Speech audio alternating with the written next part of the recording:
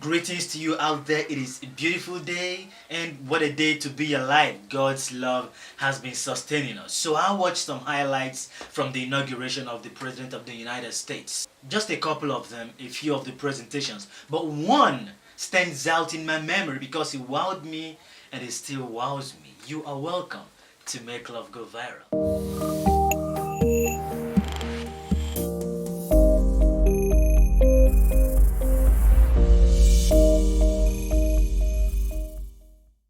So I watched a few of the presentations, right? I watched The Amazing Grace, it was beautiful. I watched Lady Gaga's Star Spangled Banner, and it reminded me of Witness. I watched Jennifer Lopez. Her song was beautiful. And the part where she spoke Spanish. Una nación bajo Dios indivisible con libertad y justicia para todos. I felt like I was hearing my bishop speak Italian. You ever heard my bishop speak Italian before? Benvenuto. Non potrebbe esserci un migliore occasione di venire qui per la prima volta che non questo qui. And then came the part that really got me, like really gave me the chills. The 22-year-old Amanda Gorman. Her presentation.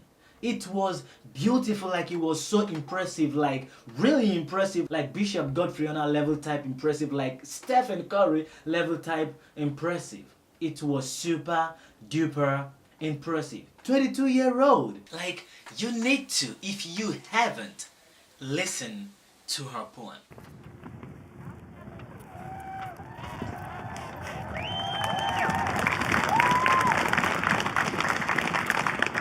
Mr. President, Dr. Biden, Madam Vice President, Mr. Emhoff, Americans, and the world. When day comes, we ask ourselves, where can we find light in this never-ending shade? The loss we carry, a sea we must wade. We've braved the belly of the beast. We've learned that quiet isn't always peace, in the norms and notions of what just isn't always just is. And yet the dawn is ours before we knew it. Somehow we do it. Somehow we've weathered and witnessed a nation that isn't broken, but simply unfinished. We, the successors of a country and a time where a skinny black girl descended from slaves and raised by a single mother can dream of becoming president, only to find herself reciting for one. And yes, we are far from polished, far from pristine, but that doesn't mean we are striving to form a union that is perfect. We are striving to forge our union with purpose, to compose a country committed to all cultures, colors, characters, and conditions of man. And so we lift our gazes not to what stands between us, but what stands before us. We close the divide because we know to put our future first. We must first put our differences aside. We lay down our arms so we can reach out our arms to one another. We seek harm to none and harmony for all. Let the globe, if nothing else, say this is true. That even as we grieved, we grew, that even as we hurt, we hoped, that even as we tired, we tried, that we'll forever be tied together, victorious, not because we will never again know defeat, but because we will never again sow division. Scripture tells us to envision that everyone shall sit under their own vine and fig tree, and no one shall make them afraid. If we're to live up to our own time, then victory won't lie in the blade, but in all the bridges we've made. That is the promised glade, the hill we climb, if only we dare it, because being American is more than a pride we inherit. It's the past we step into and how we repair it. We've seen a force that would shatter our nation rather than share it, would destroy our country if it meant delaying democracy. And this effort very nearly succeeded. But while democracy can be periodically delayed, it can never be permanently defeated. In this truth, in this faith we trust, for while we have our eyes on the future, history has its eyes on us. This is the era of just redemption. We feared it at its inception. We did not feel prepared to be the heirs of such a terrifying hour, but within it we found the power to author a new chapter, to offer hope and laughter to ourselves. So, while once we asked, how could we possibly prevail over catastrophe? Now we assert, how could catastrophe possibly prevail over us? We will not march back to what was, but move to what shall be, a country that is bruised but whole, benevolent but bold, fierce and free.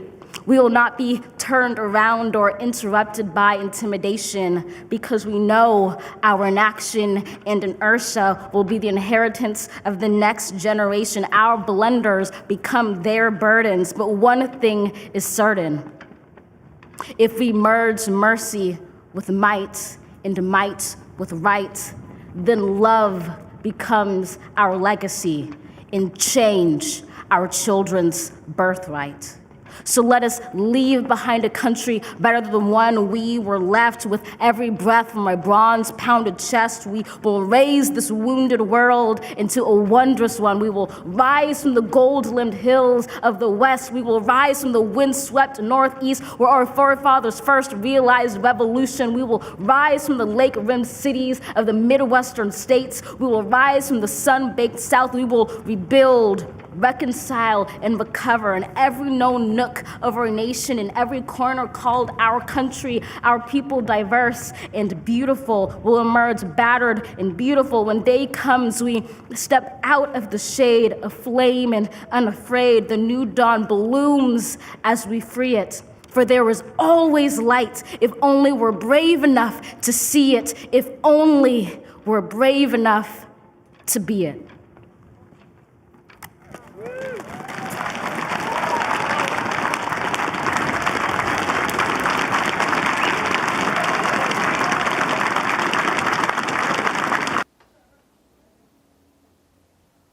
How was that? Like, that was wow.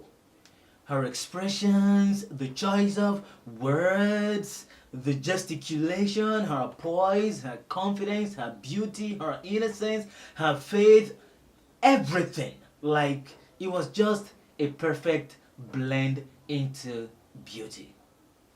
And then I also got to watch the interview that she granted CNN.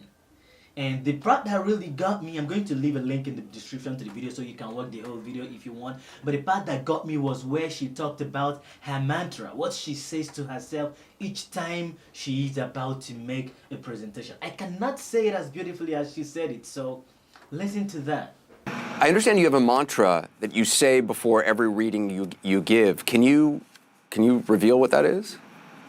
Certainly, I do it whenever I perform, and I definitely did it this time. And I close my eyes and I say, I'm the daughter of Black writers. We are descended from freedom fighters who broke their chains and changed the world. They call me. Wow. Wow, you're awesome. I'm so transfixed. They call me. Who calls you?